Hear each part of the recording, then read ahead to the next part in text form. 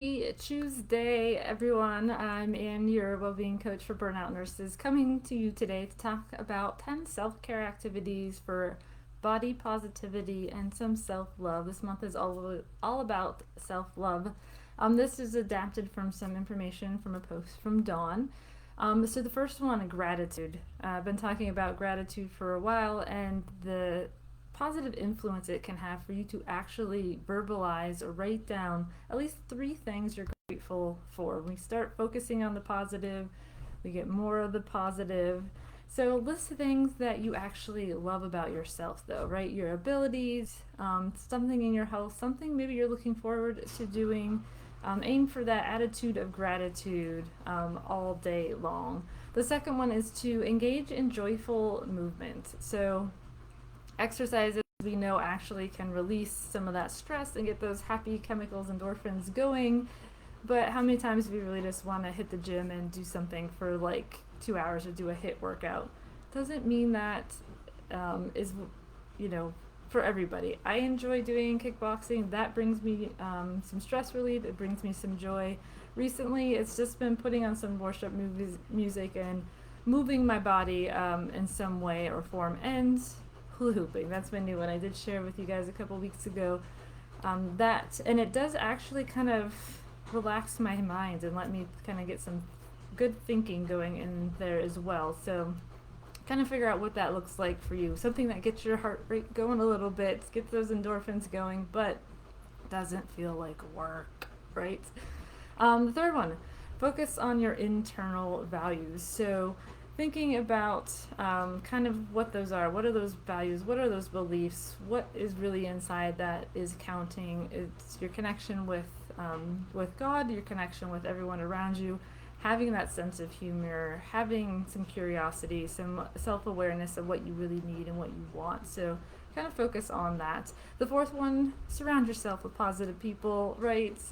We have those negative Nancy's in our life, and they really do pull us down. That influence that's coming in, that is, that glass half full, woe is me, complain, complain, complain. It's very easy to get into that cycle, so don't be around those people, right? You want to be positive, be around those positive vibes. Know what you're allowing and what you're allowing to influence you as well. So the fifth thing is to do something nice for yourself. Yes, you get to treat yourself, especially this month, but all the time. Is it a bubble bath? Is it sleeping in? Is it taking a nap? Is it having your favorite food? Whatever it is that's going to actually help you and increase your self love. You'll feel more relaxed. You'll feel a little happier after that as well. The sixth thing, write encouraging notes on your mirror. And you're like, really? I have sticky notes everywhere. This is my thing. So if it's not quite your thing, give it a try. You are amazing. There's no one that can do what you do. Smile. You're worth it. Or maybe it's finding some biblical truths to start your day as well. Those verses that are your life verses. Have them around. Put them on your fridge. Put them on your mirror. Put them where you're going to see them and be able to see and repeat that every day. The seventh thing is to spend time outside. We've had some nicer weather this winter. It's been cold, super cold some days, but good thing spring's on its way, right? We're gonna have longer days, longer times to potentially be outside. But hey, getting out in that cold air is good for you as well. That fresh air, that vitamin D that we all need, and it's good just to be out and see nature and hear the wind and feel the sun and see some birds that are coming back and getting into that spot where you're grounded in nature. It really does refuel me, and hopefully it does you as well. So the eighth thing, accept a compliment. We are not known to be very good at accepting anything and receiving anything. So learn to accept that compliment.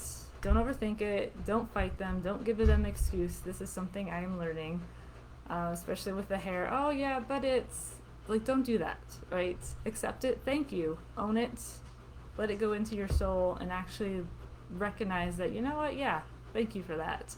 9, wear clothes that make you feel good and look good. It's even if you aren't leaving the house, put on something that's going to make you feel good. If you're kind of loungy day and you feel like blah, it's okay to have those feelings and be in that blah moment. But, it's good to get dressed up every once in a while. You don't have to go out and buy the whole new fancy wardrobe, but Maybe it is getting out of the yoga pants and the sweatpants for a day and just being in real clothes. I love scrubs because they are super comfortable, right? But those days that I'm not working, I kind of want to be in jeans and something with some structure, so I don't feel kind of in that space of being kind of in a work environment, I guess, if you will. Number 10, ditch the scale. We talked about this a while back for myself. It's just a number, right? You don't need to have that pressure on yourself. It's not contributing to your health and happiness if you're defined by that number that's on the scale. It's okay, let it go, release it. I go to the doctors now. We step on the scale, and I don't need to look at it. Doesn't matter. It's how I'm feeling, how I'm taking care of myself, and I know I'm doing what I should for me. And it's having that mind and body soul connection. So this is about loving yourself. And if that is not part of loving yourself, you really do see that that is getting to you, let it go. It's okay, right? We want to work towards self-love. We want to work toward that positive body image that we can give for ourselves. It's going to take some practice. It's going to take some patience, especially those of us that have people-pleasing and perfectionist tendencies, because we do have a hard time of receiving a lot of this and having that focus on us. So really, you are worth it. You are amazing just as you are. You don't need to make huge changes. These are 10 tips. I'd love to know which one resonates with you the most.